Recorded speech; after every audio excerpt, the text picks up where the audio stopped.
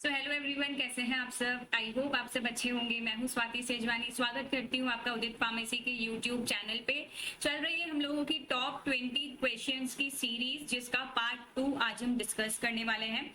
आज हम डिस्कस करने वाले हैं फार्मेसी लॉ एंड एथिक्स के क्वेश्चन नंबर 3 और 4। पार्ट 1 में हमने 2 क्वेश्चंस इंपॉर्टेंट पढ़े थे। हम लोग पढ़ रहे हैं टॉप 20 इंपॉर्टेंट क्वेश्चंस, जो कि आपके एग्जाम पॉइंट ऑफ व्यू से बहुत ही इंपॉर्टेंट है। तो आइए शुरू करते हैं। आज का जो हमारा पहला क्वेश्चन है वो है right short notes on any two. नीचे आपको 4 ऑप्शंस दिए गए हैं। इन 4 में से आपको किसी भी 2 टॉपिक पे शॉर्ट नोट्स लिखने हैं। अब चॉइस आपकी है कि आपको किन 2 पे लिखने हैं, लेकिन मैं जो यहाँ पे एक्सप्लेन करूंगी वो चारों शॉर्ट नोट्स एक्सप्लेन करूंगी, ताकि एग्जाम पॉइंट ऑफ व्यू से आपकी चारों शॉर्ट नोट्स की प्रिपरेशन हो सके। अगर एग्जाम में ऐसा कोई ऑप्शन आता है तो आपको जो बेस्ट लगता है आप उस पे अच्छे से आंसर लिखिए। तो क्या 4 शॉर्ट नोट्स पूछे गए हैं? ऑप्शन ए है आपका शेड्यूल सी और C1 के बारे में आपको लिखना है। शेड्यूल H के बारे में पूछा गया है, शेड्यूल N के बारे में पूछा गया है, और लोन लाइसेंस क्या होता है, रीपैकिंग लाइसेंस क्या होता है, ये पूछा गया है। तो इन चारों में से आपको किसी भी 2 पे शॉर्ट नोट लिखना है। तो पहला हम शुरू करते हैं शेड्यूल C और शेड्यूल C1 से।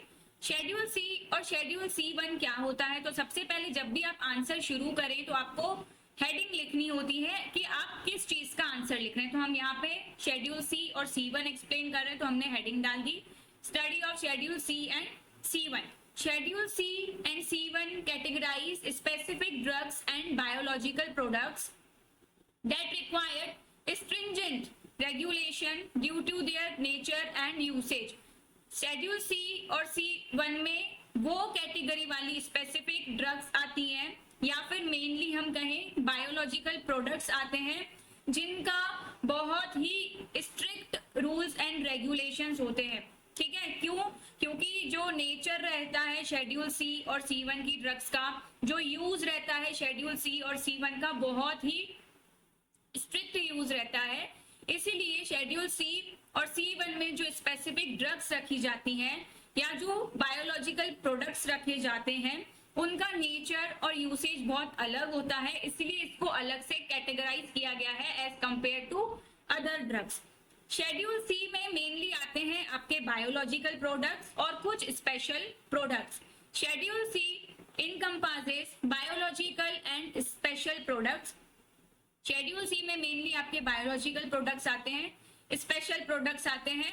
सबसे प्राइम इंपॉर्टेंट बात करके तो इंजेक्टेबल्स आते हैं, मतलब ऐसे ड्रग्स या ऐसे प्रोडक्ट्स जिसे इंजेक्ट करके आपकी बॉडी में दिया जाता है, that necessitate strict quality control and storage conditions. अब आप सबको ये अच्छे से पता होगा, जो कॉमन ड्रग्स होती हैं और जो हमारे पेरेंट्रल्स होते हैं, यानी कि जो इंजेक्शंस वगैरह होती हैं, उनका क्वालिटी कंट्रोल टेस्ट जब होता है तो वो बहुत ही स्ट्रिक्ट कंडीशंस में होता है। क्यों? क्योंकि जो भी इंजेक्टेबल्स रहते हैं वो डायरेक्टली आपके ब्लड में जाते हैं, है ना। और अगर एक बार को आपने टैबलेट ले भी ली, तो कोई गलत टैबलेट ले ली तो पेशेंट से आप उसको वॉमिट करा के बाहर निकलवा सकते हो। लेकिन अगर एक बार कोई इंजेक्शन वाला प्रोडक्ट आपके ब्लड में चला गया तो उसको आप पेशेंट की बॉडी से विड्रॉ नहीं कर सकते। ये पेरेंट्रल्स का डिसएडवांटेज होता है। तो यहीं पे शेड्यूल C में आते हैं इंजेक्टेबल्स, जिनका क्वालिटी कंट्रोल बहुत स्ट्रिक्ट होता है, जिनकी स्टोरेज कंडीशंस भी बहुत स्ट्रिक्ट होती हैं। आप टैबलेट कैप्सूल को नॉर्मल शॉप्स में स्टोर करके रख सकते हो, लेकिन इंजेक्टेबल्स के लिए आपको स्पेशल स्टोरेज कंडीशंस चाहिए होती हैं, क्योंकि उन्हें बहुत ठंडा टेम्परेचर चाहिए होता है, अदरवाइज वो डिग्रेड हो जाते हैं।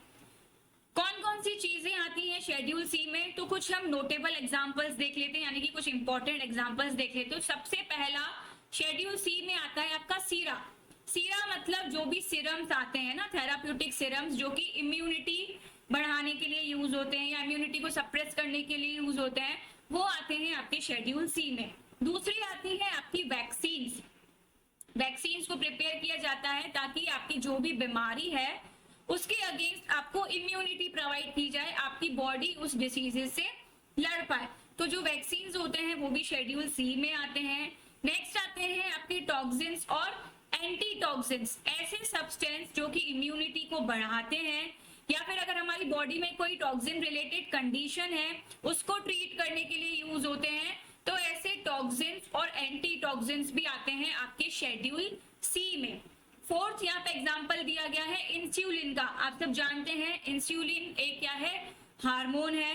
हार्मोन मतलब बायोलॉजिकल प्रोडक्ट है और शेड्यूल सी में बायोलॉजिकल प्रोडक्ट्स आते हैं, इसीलिए जो इंसुलिन है ये आपका आता है शेड्यूल सी में क्योंकि बायोलॉजिकल प्रोडक्ट है। इंसुलिन को यूज किया जाता है डायबिटीज के ट्रीटमेंट में। जिन पेशेंट्स में डायबिटीज डिजीज होती है या फिर इंसुलिन प्रॉपर नहीं बन पाता है तो उनमें इंसुलिन को यूज किया जाता है एज अ ड्रग या फिर as a medicinal product. Next आता है शेड्यूल सी में आपके स्टेरलाइज्ड सर्जिकल लिगेचर्स और सचर्स, जैसे टांके वाके लगते हैं किसी को, छोटे से छोटी मोटी सर्जरीज होती हैं, तो जो भी लिगेचर्स और सचर्स मतलब टांकों के लिए धागे, तार, ये सब सामान यूज होता है, ये सारा मटेरियल जो सर्जिकल प्रोसीजर्स में यूज होता है, ये सारा मटेरियल भी आता है आपका शेड्यूल सी में। नेक्स्ट आता है बैक्टीरियोफाज। बैक्टीरियोफाज, इसका नाम तो बैक्टीरियोफाज है लेकिन ये एक तरह का वायरस होता है जिसे यूज किया जाता है बैक्टीरियल इन्फेक्शन को खत्म करने के लिए या फिर बैक्टीरिया को लाइज करने के लिए, यानी कि बर्स्ट करने के लिए। ठीक है, बैक्टीरियोफाज का नाम तो बैक्टीरियो है लेकिन वो एक तरह का वायरस होता है जो बैक्टीरिया को इन्फेक्ट करने के लिए या बैक्टीरिया को फाड़ने के लिए, लाइज करने के लिए यूज किया जाता है। तो ये जो वायरस है बैक्टीरियोफेज, ये भी आपका शेड्यूल सी में आता है। नेक्स्ट आते हैं आपके एंटीजन प्रोडक्ट्स। एंटीजन प्रोडक्ट्स भी बायोलॉजिकल प्रोडक्ट्स हैं, ऐसे सब्सटेंसेस जो कि इम्यूनिटी को बढ़ाते हैं, तो ये एंटीजन प्रोडक्ट्स को भी कैटेगराइज किया गया है शेड्यूल सी में। शेड्यूल सी के बाद अगर हम बात करें तो आता है आपका शेड्यूल सी1। शेड्यूल सी1 में आते हैं आपके अदर स्पेशल प्रोडक्ट्स, यानी कि non injectable products. Schedule C में आ रहा था इंजेक्टेबल, सी1 में आते हैं नॉन इंजेक्टेबल प्रोडक्ट्स, लेकिन इसकी भी जो कंडीशंस रहती हैं वो स्ट्रिक्ट रहती हैं। ऐसा नहीं है इंजेक्टेबल्स नहीं है तो इसमें स्ट्रिक्ट कंडीशंस नहीं रहेंगी। Schedule C one includes non injectable products and certain other items that also require stringent regulation। stringent की जगह आप strict भी लिख सकते हैं। ठीक है, तो शेड्यूल सी1 में नॉन इंजेक्टेबल प्रोडक्ट्स आते हैं। कुछ दूसरे आइटम्स आते हैं जिनमें बहुत स्ट्रिक्ट रेगुलेशंस चाहिए होते हैं, जैसे कि एग्जांपल अगर हम देखें तो ऐसी ड्रग्स जो डिजिटलिस्ट ग्रुप को बिलोंग करती हैं। आप लोगों ने फार्माकोग्नोसी में डिजिटलिस्ट के बारे में पढ़ा होगा, है ना, डिजिटलिस्ट परप्यूरिया, जिसको कि हार्ट कंडीशंस या हार्ट डिजीजेस के लिए यूज किया जाता है। तो ऐसी ड्रग्स जो डिजिटलिस्ट ग्रुप को बिलोंग करती हैं वो आती हैं शेड्यूल सी1 में। ठीक है, हार्ट डिजीजेस बहुत सीरियस होती हैं तो इसके लिए जो स्पेशल प्रोडक्ट्स यूज किए जाते हैं वो भी सी1 में आते हैं, जिन्हें स्ट्रिक्ट रेगुलेशंस में रखा जाता है। नेक्स्ट एग्जांपल है आपका इर्गोट एंड इट्स प्रिपरेशंस। इर्गोट अल्कलॉइड्स के बारे में भी आपने फार्माकोग्नोसी में पढ़ा होगा। इर्गोट और उसकी प्रिपरेशंस को यूज किया जाता है माइग्रेन के ट्रीटमेंट के लिए। माइग्रेन जब जिसको बहुत ज्यादा सीवियर पेन होता है, हाफ सर में आप लोगों ने सुना होगा वॉमिटिंग जैसा लगता है, तो जो माइग्रेन का पेन है उसको ठीक करने के लिए, उसकी ट्रीटमेंट के लिए इर्गोट और उसकी प्रिपरेशंस यूज होती हैं। और लेबर इंड्यूस करने में, लेबर मतलब जो महिलाएं प्रेग्नेंट हैं, ठीक है, जिनकी डिलीवरी होने वाली है, तो उनको लेबर इंड्यूस करने में, उनकी डिलीवरी को इजी करने में इर्गोट और उसकी प्रिपरेशंस को यूज किया जाता है। कुछ और एग्जांपल्स अगर हम देखें शेड्यूल सी1 के, तो उसमें आता है आपका एड्रेनालिन या फिर ऐसी प्रिपरेशंस जिसमें एड्रेनालिन प्रेजेंट हो, जिसको कि हम इमरजेंसी कंडीशंस में, इमरजेंसी ट्रीटमेंट्स में यूज करते हैं। फिश लिवर ऑयल जो होता है, या फिर जो ऐसी प्रिपरेशन जिसमें विटामिन ए और विटामिन डी प्रेजेंट होता है, ठीक है, जिनको हम न्यूट्रिशनल सप्लीमेंट्स के लिए यूज करते हैं, वो भी आते हैं शेड्यूल सी1 में। कुछ हार्मोन्स या फिर ऐसी प्रिपरेशंस जिसमें हार्मोन होते हैं, जैसे कि थायराइड हार्मोन हो गया, पिट्यूटरी हार्मोन हो गया, ये भी आता है आपका शेड्यूल सी1 में। कुछ डायग्नोस्टिक डिवाइसेस यूज करते हैं हम। डायग्नोस्टिक डिवाइसेस मतलब बीमारियों की डायग्नोसिस के लिए, बीमारी को पहचानने के लिए, डायग्नोसिस के लिए जो डिवाइसेस हम यूज करते हैं, जैसे HIV बीमारी को पहचानने के लिए, HCV, HBV, ये जो बीमारियां हैं इनको पहचानने के जो डिवाइस यूज किए जाते हैं वो डिवाइस भी आते हैं आपके शेड्यूल सी1 में। ये सब क्या है, वायरल इन्फेक्शंस हैं। तो ये वायरल इन्फेक्शंस आसानी से पकड़ में नहीं आते, इसके लिए कुछ स्पेशल डिवाइसेस यूज की जाती हैं। तो ये जो स्पेशल डिवाइसेस हैं ये आपका कैटेगराइज किया गया है शेड्यूल सी1 में। आगे बढ़ते हैं। ये था शेड्यूल सी और C1 के बारे में, इतना आप शॉर्ट नोट में लिख सकते हो। नेक्स्ट जो क्वेश्चन हमसे पूछा गया है, मतलब पार्ट बी शॉर्ट नोट पूछा गया है, वो पूछा गया है शेड्यूल एच के बारे में। शेड्यूल एच में आती है प्रिस्क्रिप्शन ओनली ड्रग्स, मतलब ऐसी ड्रग्स जो बिना प्रिस्क्रिप्शन के कोई भी सेल नहीं कर सकता। जब तक किसी पेशेंट के पास RMP यानी कि रजिस्टर्ड मेडिकल प्रैक्टिशनर का लिखा हुआ डॉक्टर का पर्चा नहीं है, उसमें शेड्यूल एच ड्रग लिखी नहीं है, आप ऐसे ही शेड्यूल एच ड्रग्स किसी को भी सेल नहीं कर सकते।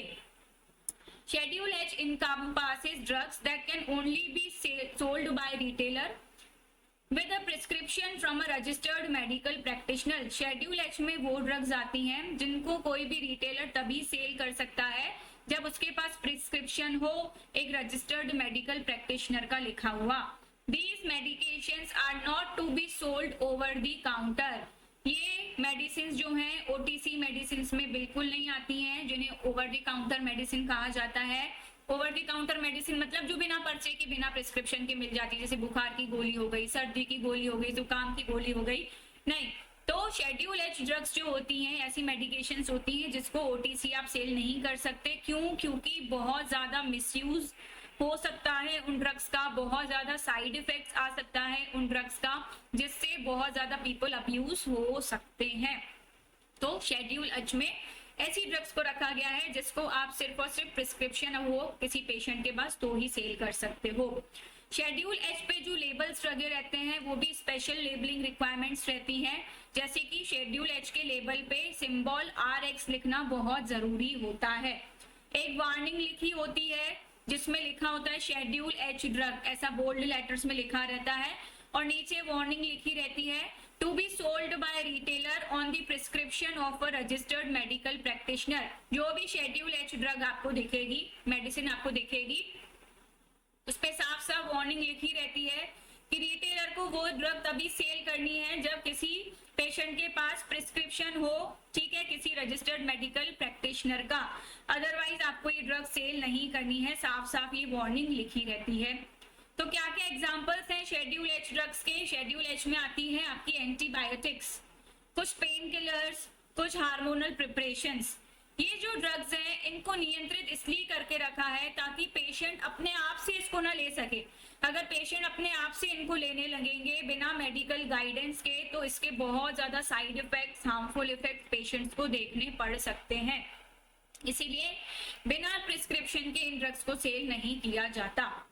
शेड्यूल H1 में ही उसका पार्ट है शेड्यूल H1, जिसमें आता है रिस्ट्रिक्टेड प्रिस्क्रिप्शन ड्रग्स, मतलब जो शेड्यूल H से भी ज्यादा हायर रिस्क वाली ड्रग्स होती हैं, जो बिना, वैसे तो शेड्यूल H भी बिना प्रिस्क्रिप्शन की नहीं सेल की जाती, लेकिन H1 तो और ज्यादा स्ट्रिक्ट कंप्लाइंस है, क्योंकि H1 से जो साइड इफेक्ट्स होते हैं, जो हेल्थ रिस्क होते हैं, वो और ज्यादा सीरियस होते हैं। तो H1 में रखा गया है restricted prescription drugs. Schedule H1 includes drugs with a higher potential for abuse.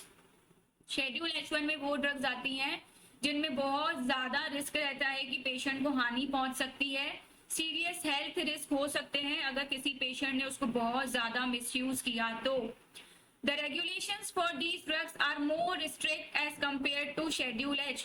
तो इसके जो निर्देश हैं, ठीक है, जो इसका जो नियंत्रण है वो शेड्यूल H से भी और ज्यादा स्ट्रिक्ट है, क्योंकि ये वाली दवाइयां जो हैं और ज्यादा घातक हैं किसी भी पेशेंट के लिए। इसमें भी कुछ स्पेशल लेबलिंग रिक्वायरमेंट्स रहती हैं, जैसे लेबल पे साफ साफ RX सिंबल लिखा होता है, वो H में भी होता है, लेकिन यहाँ पे जो RX सिंबल होता है वो रेड कलर से लिखा जाता है लेफ्ट कॉर्नर में।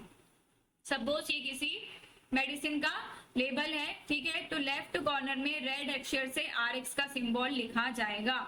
फिर अ box with a red border containing the warning, फिर एक बॉक्स होगा जिसका बॉर्डर जो है वो रेड कलर का रहेगा, उसके अंदर वार्निंग लिखी जाएगी।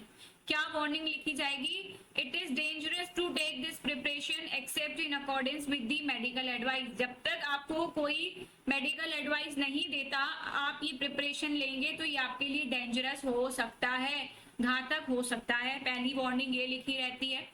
दूसरी वार्निंग लिखी रहती है not to be sold by retailer without the prescription of a registered medical practitioner. कोई भी रिटेलर उसको सेल नहीं कर सकता जब तक उसके पास किसी डॉक्टर का प्रिस्क्रिप्शन ना हो। ये 2 वार्निंग्स क्लियर शब्दों में शेड्यूल H1 ड्रग्स पे लिखी रहती हैं। थर्ड शॉर्ट नोट जो हमसे पूछा गया है वो पूछा गया है शेड्यूल एन के बारे में। तो शेड्यूल एन क्या होता है? Schedule N specifies the minimum requirements for the efficient running of a pharmacy in India. हमारे भारत में, हमारी इंडिया में अगर किसी को फार्मेसी स्टोर रन करना है तो मिनिमम क्या रिक्वायरमेंट्स होनी चाहिए, मिनिमम क्या क्या चीजें होनी चाहिए आपके उस फार्मेसी स्टोर में, ये चीजें बताई गई है शेड्यूल एन में। सबसे पहला अगर हम देखें तो एंट्रेंस, जो फ्रंट रहेगा आपके फार्मेसी का उस पे क्लियरली लिखा रहेगा फार्मेसी, ठीक है, दूर से ही दिखना चाहिए कि हाँ ये फार्मेसी स्टोर है, यहाँ पे दवाइयाँ मिलती हैं। तो जो भी एंट्रेंस रहेगा तो फार्मेसी का जो फ्रंट रहेगा उस पे क्लियरली डिस्प्ले होना चाहिए फार्मेसी, ऐसा बोल्ड अक्षरों में। इसके बाद दूसरी जो रहेगी आपकी प्रीमाइजेस। प्रीमाइजेस मतलब आपकी दुकान भी हो सकती है, इंडस्ट्री भी हो सकती है, स्टोर भी हो सकता है। तो जो प्रीमाइजेस रहेगा पहले तो वो सेपरेट रहेगा। The pharmacy premises should be distinct and separate from any private rooms. आपका जो भी फार्मेसी का जगह है, अब वो स्टोर है, मेडिकल स्टोर है, इंडस्ट्री है, जो भी है, वो किसी प्राइवेट रूम के साथ अटैच नहीं होनी चाहिए। आपके जो भी फार्मेसी प्रीमाइजेस हैं वो प्राइवेट रूम से बिल्कुल सेपरेट होना चाहिए। दूसरा अगर हम बात करें तो उसके कंस्ट्रक्शन की, the structure must be well built. अच्छा खासा मजबूत नींव वाला आपका फार्मेसी होना चाहिए, स्ट्रक्चर वेल बिल्ट होना चाहिए। सूखा होना चाहिए, ऐसा नहीं कि कभी भी बारिश हो रही है तो उसमें नमी आ रही है, कहीं से पानी का लीकेज हो रहा है, पानी भर जा रहा है, ऐसा नहीं होना चाहिए। तो जो भी स्ट्रक्चर है वो अच्छा खासा बना हुआ होना चाहिए, ड्राई होना चाहिए, वेल लिट होना चाहिए, साफ सुथरा होना चाहिए, और एडिकेटली वेंटिलेटेड मतलब खुला होना चाहिए, है ना, हवादार होना चाहिए। बिल्कुल 4 दीवारी में बंद आपका ऐसा फार्मेसी प्रेमाइसेस का सेटअप नहीं होना चाहिए। अच्छा खासा मजबूत बना होना चाहिए, सूखा होना चाहिए, साफ सुथरा होना चाहिए, हवादार होना चाहिए, जिसमें किसी को कोई सफोकेशन या दम घुटने जैसा ना हो। स्पेस की बात करें तो कम से कम 6 स्क्वायर मीटर की जरूरत होती है जहाँ पे आप दवाइयों को डिस्पेंस करते हो। मतलब पेशेंट आया है, आप उसको दवाइयाँ दोगे तो 6 स्क्वायर मीटर तक का एरिया होना चाहिए। एक फार्मासिस्ट अगर काम कर रहा है तो, अगर और फार्मासिस्ट काम कर रहे हैं तो 2 स्क्वायर मीटर एडिशनल होना चाहिए अगर एक फार्मासिस्ट और है तो। अगर एक ही है तो 6 स्क्वायर मीटर में काम चल जाएगा, 2 फार्मासिस्ट काम करें तो 2 स्क्वायर मीटर आपको और जगह चाहिए दवाइयों की डिस्पेंसिंग के लिए। बात करें अगर हम फर्नीचर्स की और इक्विपमेंट्स की, तो जो भी आपका फार्मेसी है उसमें प्रॉपर फर्नीचर होना चाहिए। जिस अपैरेटस की, जिस इक्विपमेंट्स की जरूरत है आपको वहां पे काम करने के लिए, वो सारे फर्नीचर इक्विपमेंट्स होने चाहिए। कुछ इंपॉर्टेंट बुक्स आपकी फार्मेसी में जरूर होने चाहिए क्योंकि आपको कभी भी रेफरेंस की जरूरत पड़ सकती है। कुछ एक्ट्स के बारे में वहाँ पे जो नॉवेल्स या मैगजीन्स होती है वो होनी चाहिए, जैसे डेंजरस ड्रग्स एक्ट के बारे में वहाँ पे कुछ ना कुछ स्टडी मटेरियल होना चाहिए। ड्रग एंड कॉस्मेटिक एक्ट जो है या फिर जो भी उसके अमेंडमेंट्स हैं उसकी रेफरेंस मटेरियल होना चाहिए। आईपी के यानी कि इंडियन फार्माकोपिया के जो भी करंट एडिशंस हैं और जो दूसरी फार्माकोपियाज हैं वो रेफरेंस बुक्स आपके फार्मेसी में जरूर होना चाहिए। ये मस्ट है, शेड्यूल एन में ये सब हमें बताया गया है। जनरल बात करें तो जनरल और क्या क्या चीजें होनी चाहिए आपके फार्मेसी में, तो सबसे पहले सुपरविजन। जो भी ऑपरेशंस वहां पे हो रहे हैं आपके फार्मेसी में वो रजिस्टर्ड फार्मासिस्ट के सुपरविजन में ही होने चाहिए, रजिस्टर्ड फार्मासिस्ट के निगरानी में ही होने चाहिए, जिसका नाम दुकान पे लिखा गया है कि हाँ ये इस पर्सन की फार्मेसी है। उसकी एब्सेंस में, उसकी गैर मौजूदगी में कोई भी चीज नहीं होनी चाहिए। फिर बात आती है अटायर की। अटायर मतलब होता है कॉस्ट्यूम, कपड़े। जो भी फार्मासिस्ट हैं उनको साफ सुथरे कपड़े पहनने चाहिए। शेड्यूल एन कहता है कि व्हाइट कोट यानी कि व्हाइट एप्रन फार्मासिस्ट को जरूर पहनना चाहिए जब वो ड्यूटी कर रहे हो। तीसरा आता है क्लीनलीनेस। जो भी प्रीमाइसेस है, मतलब जो भी जगह है, जितनी भी फिटिंग्स की गई हैं, अब चाहे लाइट की हो, नल की हो, बिजली हो, सारी फिटिंग्स भी क्लीन होनी चाहिए, ऑर्डरली मैनर में होनी चाहिए। हर एक चीज का रिकॉर्ड मेंटेन करना बहुत जरूरी है। कितने ट्रांजैक्शंस हुए, कितनी प्रिस्क्रिप्शंस आए, कितना स्टॉक लगा, कितना स्टॉक अभी बचा हुआ है, हर एक चीज का रिकॉर्ड कीपिंग करना भी जरूरी है। फिर आता है स्टोरेज एंड लेबलिंग, जितनी भी मेडिकेशंस हैं उसको प्रॉपर आपको स्टोर करके रखना है, और जितने भी कंटेनर्स में वो स्टोर करके रख रहे हो उनका लेबलिंग भी प्रॉपर होना चाहिए। शेड्यूल एन में इस सारी बातों की जानकारी दी गई है जो आपकी रिलेटेड है फार्मेसी से। आगे बढ़ते हैं हम लोग। चौथा शॉर्ट नोट हमसे पूछा गया है लोन लाइसेंस और रीपैकिंग लाइसेंस के बारे में, कि लोन लाइसेंस क्या होता है और रीपैकिंग लाइसेंस क्या होता है। तो पहले हम पढ़ते हैं लोन लाइसेंस। लोन लाइसेंस होता है a loan license allows an applicant to manufacture drugs using the facilities of other manufacturer। Loan licence में क्या होता है कि एक पर्सन जो है किसी और पर्सन का लाइसेंस यूज करके ड्रग्स की मैन्युफैक्चरिंग कर सकता है। उसको अपना लाइसेंस नहीं बनवाना, लेकिन अगर किसी और के पास लाइसेंस है तो उसकी सारी फैसिलिटीज को यूज करके, यानी कि उसके पास जो भी इक्विपमेंट्स हैं, उसकी जो भी जगह है, उसकी फैसिलिटीज को यूज करके वो ड्रग्स की मैन्युफैक्चरिंग कर सकता है। उस लाइसेंस को कहा जाता है लोन लाइसेंस। लेकिन लोन लाइसेंस पाने की भी एक प्रोसेस होती है। उसके लिए जो भी एप्लीकेंट है उसको फॉर्म नंबर 24A भरना पड़ता है। To apply for loan licence for drugs not specified in schedule C, C1 and X, form 24A as per rule of the drugs and cosmetics act. अगर किसी को लोन लाइसेंस के लिए apply करना है और उसमें ऐसी ड्रग्स बनानी है जो कि शेड्यूल सी, C1 और X में नहीं आती, ठीक है, तो उसको बनना पड़ेगा फॉर्म नंबर 24A।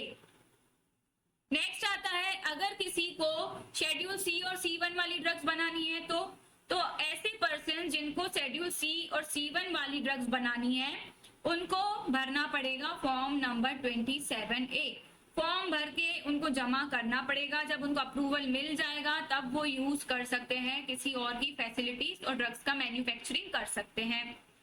नेक्स्ट आता है रीपैकिंग लाइसेंस। रीपैकिंग लाइसेंस मतलब repacking involves breaking bulk quantities of drugs into smaller packages and labeling them for sale or distribution। repacking का मतलब होता है बल्क में जब आपके पास ड्रग्स आती हैं तो आप इसको स्मॉल पैकेजेस में चेंज करते हो, पैक करते हो और फिर से उसकी लेबलिंग करते हो, क्योंकि आपको उसको सेल करना है, मार्केट में डिस्ट्रीब्यूट करना है। This process does not include compound or dispensing drugs in the ordinary course of retail business। लेकिन इसका ये मतलब नहीं है कि आप दवाइयों को बनाओ और डिस्पेंस करो, नहीं। आपके पास लॉट में दवाइयां आती हैं, आप उन बड़े बड़े पैकेजेस से उनकी छोटी छोटी पैकेजिंग करते हो, फिर दोबारा उसकी लेबलिंग करते हो। उसके लिए जो लाइसेंस चाहिए होता है उसको कहा जाता है रीपैकिंग लाइसेंस। इसके लिए जो फॉर्म फिल होता है वो 24B फिल होता है। और अगर आपको लाइसेंस चाहिए रीपैकिंग लाइसेंस रीपैकिंग ड्रग्स के लिए तो आपको फॉर्म नंबर 24B फिल करना पड़ता है और जमा करना पड़ता है। ये था क्वेश्चन नंबर 1। आगे बढ़ते हैं क्वेश्चन नंबर 2 की तरफ। क्वेश्चन 2 पढ़ाने से पहले मैं आपको बताना चाहूंगी अभी उदित फार्मेसी पे रन हो रहा है सेकेंड ईयर के लिए क्रैश कोर्स, जिसमें आपको पूरी तरह से फैसिलिटीज दी जा रही है कि आप अपने एग्जाम्स को और बेटर कर सके। लाइव क्लासेस रन हो रही हैं जिसमें पूरा सिलेबस कवर कराया जाएगा और वही रिकॉर्डेड क्लासेस भी आपको अवेलेबल रहेंगे। सारे नोट्स आपको अवेलेबल रहेंगे पीडीएफ के फॉर्म में। लेक्चर्स रहते हैं कंप्लीटली बायलिंगुअल रहते हैं, हिंदी इंग्लिश दोनों में रहते हैं। मॉडल पेपर भी आपको दिया जाता है। अगर आप सब्सक्रिप्शन लेना चाहते हैं तो प्ले स्टोर में जाके उदित फार्मेसी की ऐप को डाउनलोड करिए और रजिस्ट्रेशन करिए। आगे बढ़ते हैं हम लोग। ये है हमारा क्वेश्चन नंबर 2 आज का, यानी कि हमारी सीरीज का क्वेश्चन नंबर 4। इसमें पूछा गया है एक्सप्लेन डीपीसीओ 2013। डीपीसीओ होता है ड्रग प्राइस कंट्रोल ऑर्डर, जो कि आया था 2013 के बारे में। इसके बारे में पूछा गया है what do you mean by retail price and ceiling price of scheduled formulations. इसमें दूसरा क्वेश्चन एडिशनल इन्होंने पूछा है कि जो शेड्यूल्ड फॉर्मुलेशंस होती हैं उसमें रिटेल प्राइस क्या होता है, सीलिंग प्राइस क्या होता है। तो पहले जो पूछा गया है डीपीसीओ यानी कि ड्रग प्राइस कंट्रोल ऑर्डर 2013, उसके बारे में हम लिखेंगे। The drug price control order 2013 is an order issued by the government of India। DPCO क्या है, एक ऑर्डर है जिसको किसके द्वारा इशू किया गया है, इंडिया की गवर्नमेंट द्वारा इशू किया गया है under the essential commodities act 1955। एक एक्ट आया था 1955 के अंदर, उस एक्ट का नाम है एसेंशियल कमोडिटीज एक्ट। मतलब ऐसी चीजें जो हमारे लिए बहुत एसेंशियल हैं, बहुत जरूरी हैं, उसके अंदर एक ऑर्डर को लागू किया गया। उस ऑर्डर का नाम है DPCO, drug price control order. क्यों बनाया गया ये order? To regulate the prices of essential medicine in India, ताकि हमारे इंडिया में जितनी भी एसेंशियल मेडिसिन हैं जो कि पेशेंट्स के लिए बहुत जरूरी हैं, उनका प्राइस रेगुलेट हो सके, उनका प्राइस नियंत्रित हो सके, इसके लिए बनाया गया डीपीसीओ। डीपीसीओ रन किया जाता है एनपीपीए द्वारा, यानी कि नेशनल फार्मास्यूटिकल प्राइसिंग अथॉरिटी द्वारा। मेन ऑब्जेक्टिव्स क्या है, काम क्या है डीपीसीओ के? तो दो की ऑब्जेक्टिव्स हम देख लेते हैं। पहला है fixing the maximum prices of essential and life saving drugs. जो भी हमारी एसेंशियल मेडिसिन हैं, जो भी हमारी लाइफ सेविंग मेडिसिन हैं, उनका मैक्सिमम कितना प्राइस होना चाहिए, ये सेट किया जाता है डीपीसीओ द्वारा, ताकि हर जनरल पब्लिक, हर आम आदमी उस मेडिसिन को अफोर्ड कर सके। ठीक है, क्योंकि ट्रीटमेंट सबके लिए जरूरी है। गरीब भी ठीक होना चाहता है, अमीर भी ठीक होना चाहता है, तो अमीर तो हर एक चीज अफोर्ड कर लेगा, लेकिन डीपीसीओ का मेन उद्देश्य यह है कि प्राइसेस ऐसे सेट करना कि जनरल पब्लिक भी उन मेडिसिन को अफोर्ड कर सके। दूसरा काम होता है, ऑब्जेक्टिव है regulating the prices of bulk drugs and formulations that are specified in the national list of essential medicines।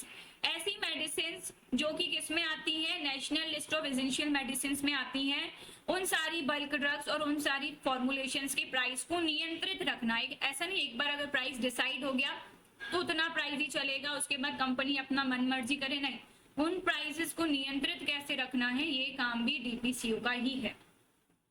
Monitoring the prices of the controlled drugs to prevent them from becoming too expensive. अब कुछ D control drugs होती हैं जो NLEM में नहीं आती हैं, उनके प्राइसेस को भी मॉनिटर करना, उस प्राइस को भी निगरानी करके रखना, ताकि वो जो मार्केट में बेची जाए तो बहुत ज्यादा एक्सपेंसिव, बहुत ज्यादा हाई दाम पे ना बेची जाए। ये सब देखना भी डीपीसीओ का काम होता है।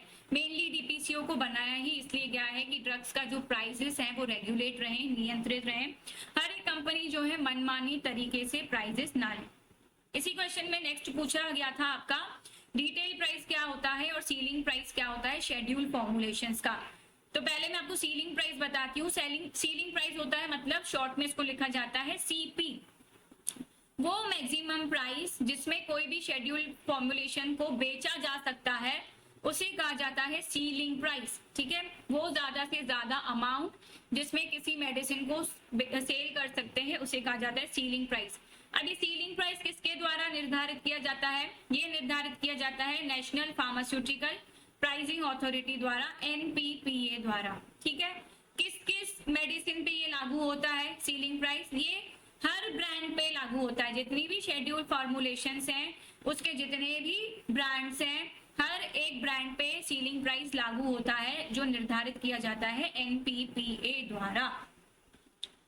कई बार पूछा जाता है शॉर्ट क्वेश्चन में कि आप सीलिंग प्राइस को कैसे कैलकुलेट करोगे। ठीक है, सीलिंग प्राइस कैलकुलेट करने का एक फॉर्मूला होता है। क्या होता है formula? Ceiling price equals to average price of the top 50% brands plus 16% retailer का मार्जिन। सीलिंग प्राइस को इस तरह से डिसाइड किया जाता है कि एवरेज प्राइस लेना पड़ता है आपको 50% ब्रांड्स का। जैसे 50% ब्रांड्स का अगर हम एवरेज प्राइस देखें तो 50 रुपए है। ठीक है, और फिर उसमें आपको 16% रिटेलर का मार्जिन भी रखना पड़ता है। ठीक है, 16% आपको रिटेलर का मार्जिन रखना पड़ेगा। तो ये क्या हो गया? 50 हो गया, और अगर मैं 16% का 50 निकालूं तो हो गया 8, तो हो गया 58 रुपए। तो ये सीलिंग प्राइस हो गया एक टैबलेट का 58 रुपए। इस तरह से सीलिंग प्राइस जो है कैलकुलेट किया जाता है। पहले जो टॉप ब्रांड है मार्केट में, जो टॉप ब्रांड चल रहे हैं, उनका 50% वैल्यू देखा जाता है कि मार्केट शेयर में उनका 50% वैल्यू क्या है।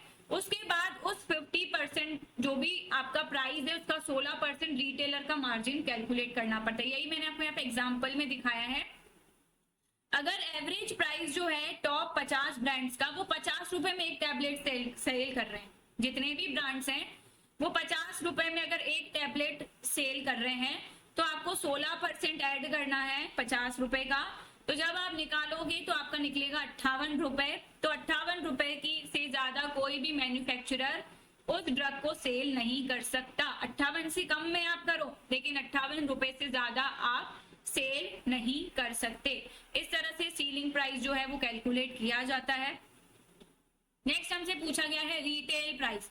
रिटेल प्राइस तो आप सबको पता ही है, जो एमआरपी लिखा रहता है, मैक्सिमम रिटेल प्राइस, हर एक कॉमन चीज पे, स्पेशली दवाइयों पे ही नहीं, जिस भी कॉमन चीज पे जितना मैक्सिमम रिटेल प्राइस लिखा रहता है उसे कहा जाता है एमआरपी। डेफिनेशन अगर हम बात करें, the price at which individual manufacturer can sell it's brand of a non schedule formulation.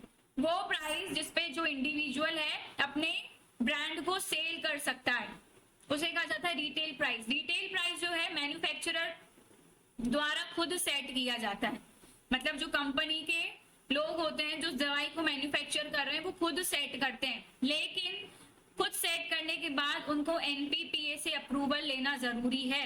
बिना अप्रूवल के वो प्राइस सेट नहीं कर सकते। ये एप्लीकेबल होता है नॉन शेड्यूल फार्मुलेशंस के लिए और ऐसी ड्रग्स के लिए जो न्यूली आई हैं, है ना, न्यूली शेड्यूल ड्रग्स आई हैं उनके लिए। रिटेल प्राइस कैसे कैलकुलेट किया जाता है, तो एनपीपीए जो है बहुत सारी चीजें देखती है रिटेल प्राइस के लिए, कि जैसे पूरा प्रोडक्शन कॉस्ट कितने का आया, है ना, पूरा जो प्रोडक्शन किया गया, पूरा जो मेहनत करी गई उसमें कितना पैसा लगा, टैक्स में कितना लगा, ट्रेड का मार्जिन कितना है, प्रॉफिट कितना बचेगा, ये सारी चीजें देखने के बाद एनपीपीए जो है डिसाइड करती है, अप्रूवल देती है मैन्युफैक्चरर को।